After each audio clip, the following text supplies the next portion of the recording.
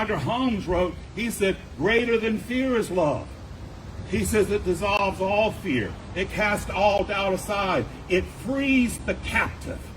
He says when we can accomplish all things through that faith in the all good. To know that we're part of that all good. And that all good is flowing through us. That all good is depending upon us. So when we step out in love, we can accomplish wonderful and great things. And we don't know the power that's available to us. We don't know the resources the Spirit has for us. Spirit can make a way out of no way. It can take something that we thought was no thing and make it into a big, huge thing.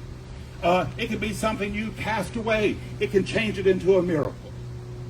A couple of weeks ago, I was talking to my niece. Now she's in her 40s, and she has a little guy of her own. He's in 3rd grade. He's in Cub Scouts. And she was telling me about his project.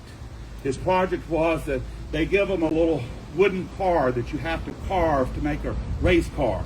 And then they have a race car rally to see who can win. And I told her I had remembered that project myself, that I had remembered doing it 55 years ago. I wasn't thinking it was actually 55 years, but I did the math. There gets a point, math doesn't become your friend anymore. But 55 years ago, I had done that same project. And I remember bringing it home to my dad and telling him what we needed to do. And so his answer to that was to take the kit and take it to the plant that he managed and have the mechanic there carve the car for me. And so he brought back the car already done for me to take. Now the little guy who lived down the block, he showed up and he had his car that he and his dad had worked on, and he was so proud of it. And he showed it and he was telling me about it. And I remember, even though I was 6 or 7 years old, I remember thinking to myself that he had a relationship I didn't have with my dad. And here's the remarkable thing. I took the responsibility. I thought there was something missing in me. I thought there was something wounded in me that was causing us not to have that relationship. I put that burden on my back. Now, the amazing thing about it is, 55 years, that little car has stayed with me.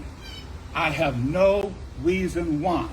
I could have just as soon toted around a Burger King wrapper for 55 years. It doesn't have fond memories for me. It doesn't remind me of a good relationship.